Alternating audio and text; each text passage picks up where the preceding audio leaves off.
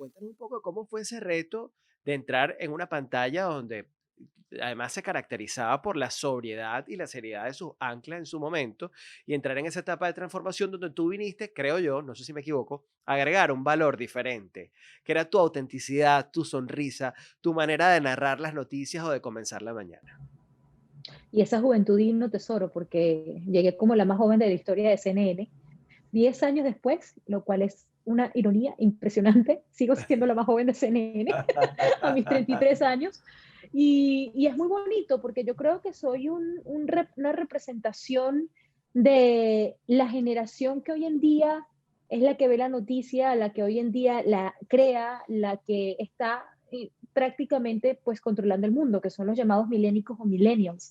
A mis 23 años estaba justo en el momento perfecto del auge de la generación millennial, cuando en este momento, por ejemplo, el auge es la generación Z o los centennials. Así que podía traer incluso quizás esa traducción entre las personas que son una academia, una institución de CNN en español y de la televisión, entendernos un poquito más, ¿no? Obviamente, como tú dices, quizás con una personalidad más jovial, con una sonrisa, que yo creo que también eso es algo que nos caracteriza no solamente a la juventud, sino también a nuestra generación. Hola, ¿qué tal? Bienvenidos al programa. Gracias por acompañarnos. Yo soy Álvaro Pérez Catar, Álvaro RPK, y este espacio se llama A ver si nos entendemos. La idea es explorar muchos temas y sumergirnos en corto tiempo y pocas palabras en nuestras mentes, emociones y dinámicas como sociedad. Comenzamos, como siempre, agradeciendo a todos los involucrados en este espacio, en la producción general, Mariel Gorrín, en la gerencia de producción de Circuito Onda, Michelle de Sousa, en la jefatura de producción, Darklin Rodríguez, en la coordinación de producción, el Duque Miquel de Abrisqueta, en la edición y montaje, Freddy Tapia y Jan Bastidas, y desde el estudio Plus 58, Néstor Alberto Pérez y Juan Diego Unzueta. Gracias a todos por acompañarnos y por conectarse a través de las diferentes plataformas. En primer lugar, a través de Circuito Onda en todo el país, luego también a través de las plataformas de podcast, Google Podcast, Spotify, Apple Podcast, y también a través de mi canal de YouTube, Álvaro Pérez Catar. Gracias también a los que se conectan en nuestra página web, a ver si nos entendemos.com, y en la plataforma del circuito Onda y de todo el circuito Unión Radio, mundour.com. Bienvenidos y vamos al grano. Enfrentarse a grandes retos requiere de mucha valentía y determinación. Salir de tu zona de confort nunca es fácil. Y es que aunque muchos se lanzan a la aventura sin pensarlo demasiado, siempre se tiene esa sensación de incertidumbre que nos dice que las cosas pueden salir mal. No sé si les ha pasado que ante una situación de incertidumbre se preguntan, ¿será que esto verdaderamente va a salir bien o no? Hay algunas personas que tienen mayor propensión que otras a pensar lo peor. Yo soy de la pronoia, yo soy del lado de los que piensa que todo va a salir bien y que todo conspira a nuestro favor. Sin embargo, creo además que particularmente a pesar de los obstáculos que se nos puede presentar, siempre vale la pena intentarlo, siempre vale la pena arriesgarse a lograr metas más importantes para nosotros y en la vida en general. El día de hoy vamos a conversar con una mujer que desde muy joven tuvo la valentía de atreverse a ir por lo que ella quería. Aparte, ella tiene un doble mérito porque antes de decidir emigrar de Venezuela para perseguir sus sueños junto a su familia, de ejercer el periodismo en los Estados Unidos, ella atravesó una situación límite al ser sobreviviente de la tragedia de Vargas, una experiencia que sin duda significó un antes y un después para todos los que vivieron esa trágica situación. Seguramente ya saben de quién se trata. Mi invitada hoy es la periodista venezolana, ancla de CNN en español, Alejandra Orá. Ella estará con nosotros en la próxima parte. Ya venimos. De vuelta con más, a ver si nos entendemos a través de Onda La Superestación y todas nuestras plataformas de podcast, también a través de nuestro canal de YouTube. A esta hora quiero darle la bienvenida a una de las periodistas más respetadas de Venezuela en el mundo. Ella es ancla de CNN en español, venezolana, muy querida, no solamente por la capacidad que tiene de transmitir las noticias, de transmitir la actualidad, de despertarnos a través de su programa con información veraz, sino también por su capacidad de hacerlo de una forma alegre y por su conexión con el optimismo. Mi querida amiga Alejandra Orá con nosotros. Y yo quiero comenzar de una vez esta conversación preguntándote por esos inicios, esa decisión que tomaste de ejercer el periodismo y sobre todo en un mercado tan competido como el de los Estados Unidos. ¿De dónde viene ese interés y por qué? La verdad, además de gustarme hablar con gente, se me hace fácil conversar, más aún preguntar, porque siempre he sido una niña sumamente curiosa, ¿a qué rama me debo dedicar dentro de todo esto? Probé incluso por un tiempo la radio, doblajes de voz, hice comerciales de televisión, Yo creo que casi todo excepto actuación. En la actuación jamás en la vida me interesó. Y un día hablando con una persona que se convirtió en una especie de padrino, de guía para mí, me dijo, yo creo que lo tuyo va a terminar siendo el periodismo. Tú tienes una personalidad muy curiosa, eres una persona de carácter fuerte, de carácter o sea, una persona que es segura de sí misma y valoras mucho esta parte del conocimiento y las formaciones. Entonces, eso no lo tiene todo el mundo. Eres alguien tan curioso que también te gustaría seguir averiguando de otras cosas y qué mejor que trabajar en las noticias, ¿no? Cuando empecé a trabajar en las noticias y en el periodismo me di cuenta que era realmente el lugar más interesante porque aprendía de mi cultura, aprendía de mi país, aprendía de mi región y era simplemente sentarme en el presente de ser escritora de alguna manera de un libro de historia que será de aquí a unos 15 a 20 años. Entonces fue como cambié el entretenimiento de los artistas al entretenimiento del mundo, que son sus sucesos, sus presidentes, sus acontecimientos y me parece fabuloso. Ahora, Alejandra, yo recuerdo que tú entraste ya hace 10 años, porque además esta entrevista se está llevando a cabo un día antes de que se cumplan los 10 años de tu presencia en la pantalla de CNN en español. Recuerdo que tú entraste en medio de una transformación del canal. Era una etapa en donde salían grandes figuras que por años fueron parte de esa pantalla y se incorporaban otros talentos donde destacaste tú. Recuerdo bueno, lo primero que uno se preguntaba, yo que tengo todos esos años viendo CNN, recuerdo que uno se preguntaba, ¿será que es venezolana?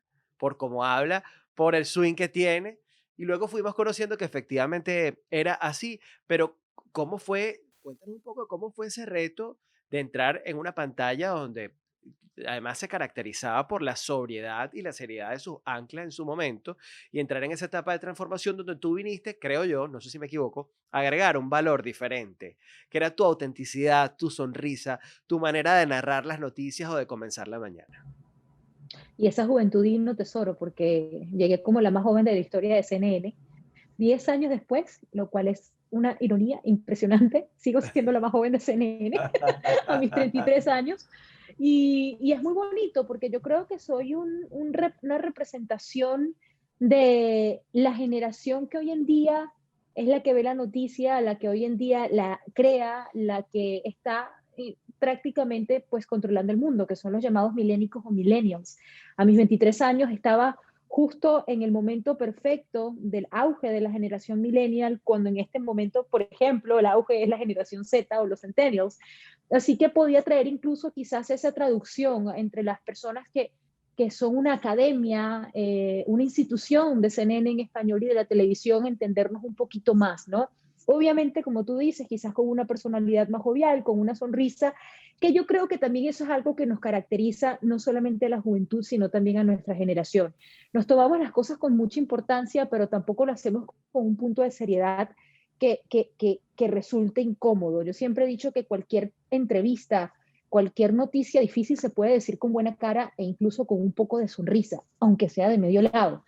Pero en el caso de los millennials, yo creo que fue lo que pasó con CNN en español y ha sido una década de verdad maravillosa donde he podido madurar mucho, he podido aprender también mucho de estas caras, de estas instituciones, como tú mencionas, de CNN en español, y ahora, que para mí de verdad es un gran honor, 10 años después, ser una cara reconocida de la cadena, ser esa persona que quizás ahora llegue a CNN en español y me vea como yo veía a mis compañeros hace 10 años, cuando entraba con mucho orgullo, ¿no? Con mucho honor de que fueran mis colegas.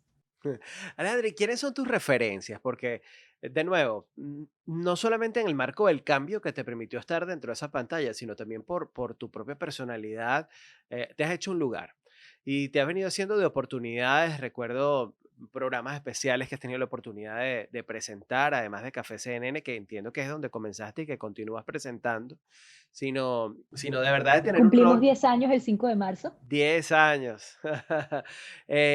Has venido ya efectivamente teniendo un rol protagónico dentro de la cadena, pero ¿qué sientes tú que ha sido, primero, tu referencia en este camino? ¿Cuáles son esas figuras que de alguna manera te sirven de inspiración para desarrollar esa carrera?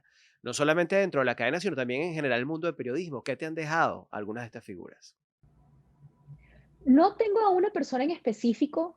Comencé tan joven que sería mentira decir que yo vi la carrera de una persona y he intentado perfilar esas mismas decisiones o esos mismos cambios. En mi caso, incluso tal vez ha sido un poco complicado porque ese ejemplo a seguir realmente no lo he tenido ni en la televisión en inglés ni en la televisión en español. Sin embargo, sí hay varios periodistas, comunicadores que he admirado mucho a través de los años, tanto de la televisión anglosajona como de la televisión latinoamericana. En el caso de la televisión, y tal vez por eso es que soy un poco una unión de varias cosas, un poco de personalidad, como tú dices, de frescura, de decir las cosas un poco más ligeras, de humanizar un poco más la noticia, de hacer un periodismo humano, que es lo que a mí me gusta siempre decir, pero al mismo tiempo no deja de ser serio, no deja de ser importante y no deja de ser veraz. Tal vez es una unión de Oprah Winfrey, yo creo que como buena estadounidense, porque la verdad también soy estadounidense, llevo 21 años en este país, Oprah Winfrey es un referente de televisión importantísimo, una persona que hizo noticieros, después trabajó en el periódico, trabajó también en la televisión, en varios programas de televisión, después en un programa de entrevistas. Para mí ella siempre ha sido un referente de cómo hacer muchas cosas dentro de los medios de comunicación.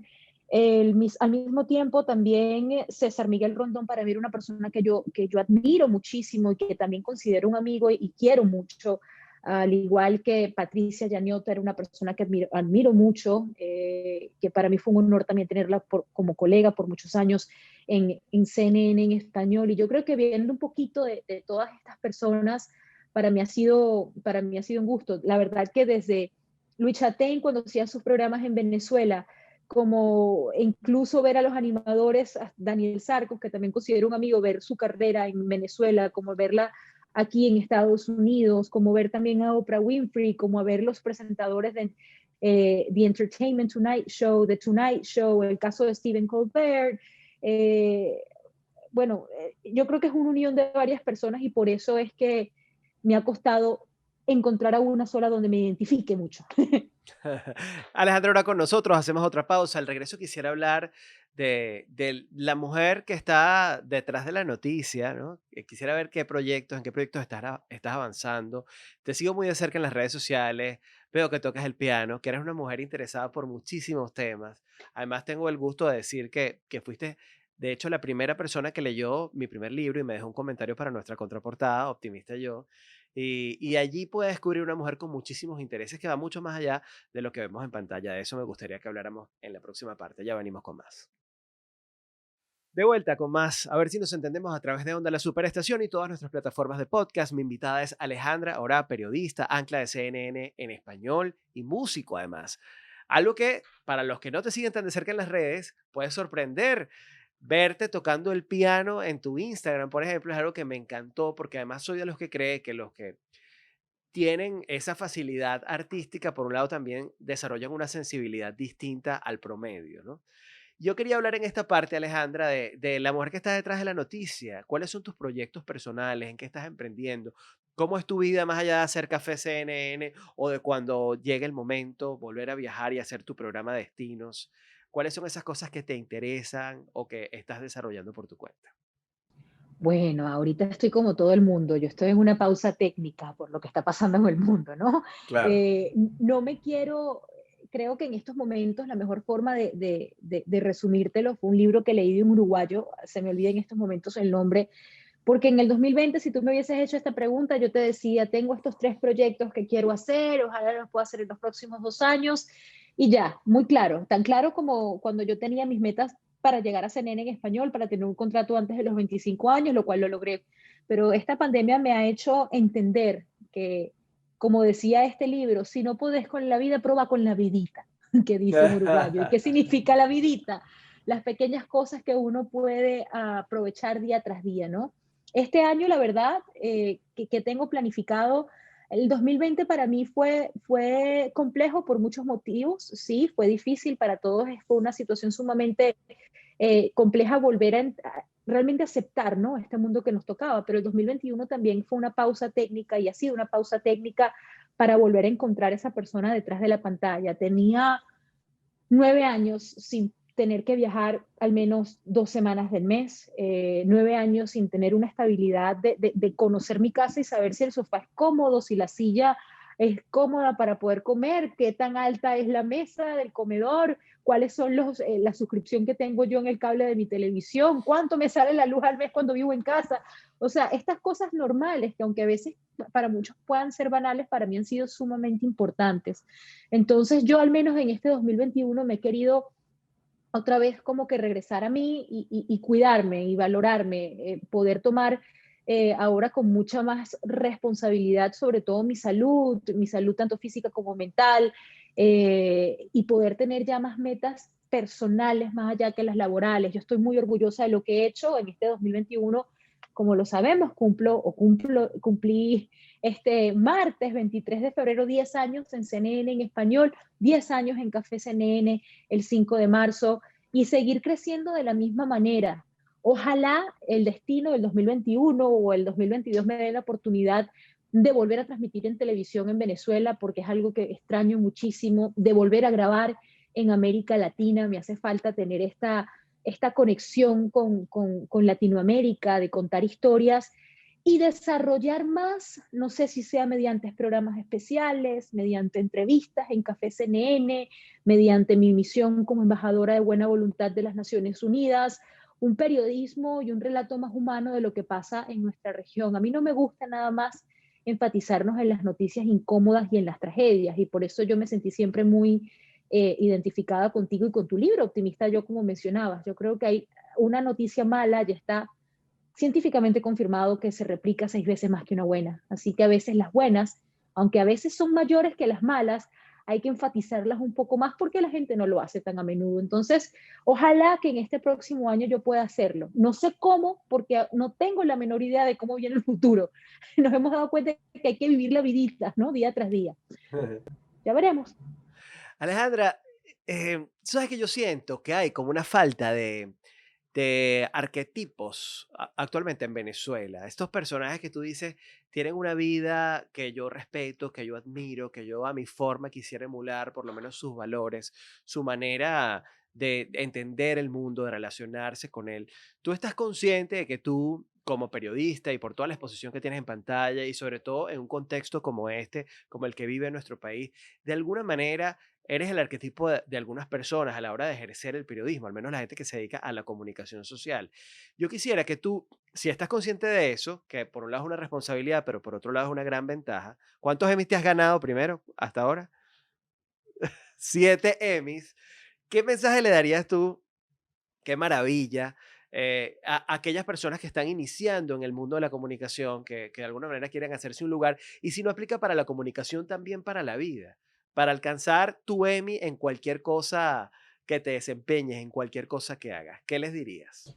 Mira, lo primero que le diría a una persona que ve a alguien como un arquetipo es que tenga mucho cuidado con eso, porque cuesta, es difícil tener un modelo a seguir. Y a mí no me gusta que me digan modelo a seguir, prefiero que me digan que soy una inspiración a un modelo a seguir. Todos somos humanos, hay muchas cosas que no quiero que la gente siga de mí y no quiero tampoco tener esa responsabilidad de que digan uno es un ejemplo para alguien y después uno comete un error, porque al final todos somos humanos, pero sí es muy bonito y es una gran responsabilidad, un gran privilegio ser una inspiración para alguien y que esa persona vea en ti algún tipo de recomendación o algún tipo de sueño, ¿no? De lo que quiere hacer en un futuro. Mi primer consejo, tan sencillo como a veces suena cliché, es definitivamente tener claro cuál es el objetivo. Yo siempre he escuchado a una persona que te dice, yo quiero ser feliz, yo quiero ser famosa, yo quiero ser millonaria, o quiero ganar dinero y no saben a dónde hacerlo o cómo lo quieren hacer. El secreto de mi éxito, y eso sí no me cabe duda, fueron dos cosas. Mi éxito profesional. El primero es que yo siempre supe dónde quería ir desde los 18 años. Mm. Cuando tenía 20 años, incluso hubo una pequeña discusión en mi casa con mi madre y mi padre que me decían que yo estaba sumamente empeñada con una constancia entre ceja y ceja de que yo iba a lograr ser un referente de televisión, una presentadora, un ancla, algo en específico porque la parte de periodismo aún no estaba clara. Y les prometí que si yo no tenía un contrato antes de los 25 años, renunciaba a ese sueño y hacía lo que ellos querían que yo hiciera. Que no tengo la menor idea realmente qué era, pero como yo estaba tan segura que lo iba a lograr, me enfoqué en eso. Siempre digo que cuando uno sabe a dónde va, pone la dirección en el GPS y llega más rápido. Eso es súper importante. no todo el mundo tiene esa oportunidad de saberlo a una temprana edad, y lo entiendo, pero al menos intentar eliminar las cosas que sabes que no quieres, yo creo que eso te llega a la meta. Y la segunda es la constancia está más importante que el talento, más importante que la preparación, porque a mí me cerraron la puerta 1500 veces, me decepcioné de mí misma muchísimas más. Mucha gente me dijo que yo no podía lograr algo, incluso cuando lo había logrado. Incluso cuando yo había llegado a tener logros, la gente siempre me hacía dudar de mí misma o ellos mismos dudaban de mí misma sin yo saberlo, ¿no? Pero cuando uno es constante en lo que sabe y recuerda que cualquier disciplina que uno practique o intente por más de una cierta cantidad de tiempo te hace experto, eso solamente te dará ganancia en la vida. Así que no se puede renunciar temprano y hay que saber a dónde se va. Buenísimo consejo para los emprendedores, Alejandra Ora con doble A en las redes sociales. Y una última pregunta, un último mensaje para tu país, Alejandra, porque, bueno, a veces yo siento que alguien como tú puede tener muchísima más fe en las posibilidades que tenemos los venezolanos de salir adelante en medio de la crisis política, económica y social que hemos vivido durante tantos años, que la gente que está aquí o que alguna persona que nos está escuchando. Un poco transmitir esa certeza, sobre todo el poder que tenemos cada uno de crear nuestra realidad si trabajamos nuestra manera de pensar y de entender la palabra crisis o las dificultades. Yo quisiera que nos dejaras esa perspectiva de alguien a quien Venezuela celebra y respeta por sus logros y por la honra de sus raíces. ¿Qué le puedes decir a los venezolanos aprovechando la oportunidad de que nos están escuchando en todo el país? Que no se puede perder la constancia ni la fe de que lo que ellos quieren puede llegar, pero que cuando llegue uno esté preparado. Imagínate que si llegue ese momento que las cosas mejoren y yo uno no esté preparado para ese cambio, que uno no esté preparado para el país que queríamos, para ser el país que queríamos. Entonces, mientras ese momento llega, no nos quedemos esperando sentados, sino hagamos un país y hagamos cosas importantes dentro de las dificultades. Todos tenemos la posibilidad, incluso dentro de tantas dificultades, de cambiar nuestra realidad. Y sí sé que hay muchas cosas que no dependen de uno, sobre todo en Venezuela, pero si le puedo decir a alguien en estos momentos que está en el país, que siente que es innecesario estar en el país, que los venezolanos hacen más desde afuera para poder tener esa Venezuela que nosotros queremos, tanto fuera del país como dentro de ella, se necesita la gente de ustedes allá, haciendo cosas maravillosas. El venezolano que está en el extranjero, sí, somos los grandes embajadores, estamos representándolo, soy profeta en tierras lejanas, pero yo no puedo cambiar el país como lo pueden cambiar ustedes. Así que yo misma cuento con ustedes y ustedes para mí son esa inspiración. Así que por favor, mantengamos el optimismo alto y la constancia para que de verdad lleguemos a ese momento. Gracias, Alejandra, por esta conversación tan chévere. Te mando un abrazo gigante. Te esperamos de vuelta pronto. Sé que has venido y que nunca te alejas del todo de esa raíz, de ese hogar que siempre estará para ti. Y bueno, ojalá muy pronto nos encontremos en un abrazo después que pase toda esta locura del COVID-19. Un abrazo Ojalá gigante. que así sea. Me extraño mucho Venezuela. Espero que podamos ir al menos a finales de este año o principios del entrante. Alejandro, ahora con nosotros, a ver si nos entendemos. Un abrazo.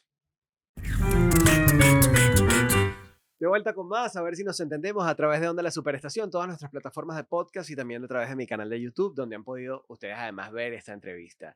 No me quiero despedir este programa sin antes compartirles tres formas de transformar experiencias complicadas o situaciones límites en algo positivo para nuestras vidas. Y esto por lo que pasó alrededor de la historia de vida de Alejandra Orá como sobreviviente de la tragedia de Vargas. Número uno, aléjate del problema.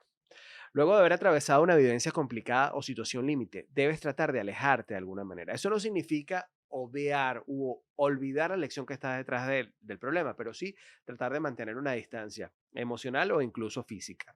Está bien recordar un suceso para poder superarlo y tratar de sacar lo positivo de todo.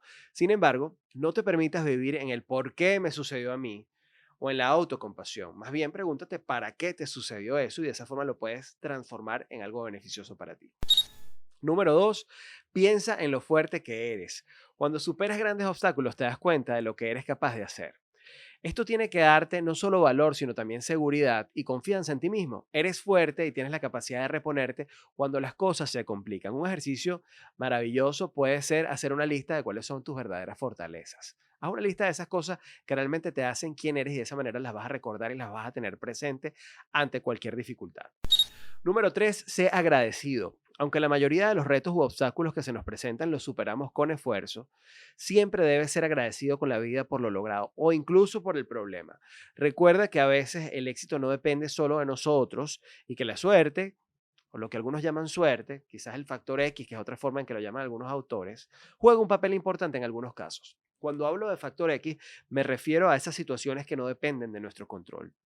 Sé agradecido por esas cosas que controlas y por esas cosas que no controlas. Esto además te ayudará a volverlo a intentar cuando tengas un fracaso. Así llegamos al final de esta edición de A ver si nos entendemos. Para mí, como siempre, un gusto acompañarles. Yo soy Álvaro Pérez Catar en Twitter e Instagram, @AlvaroRPK, en la web alvarorpk.com. Será hasta una próxima edición. Pórtense regular y cuídense mucho.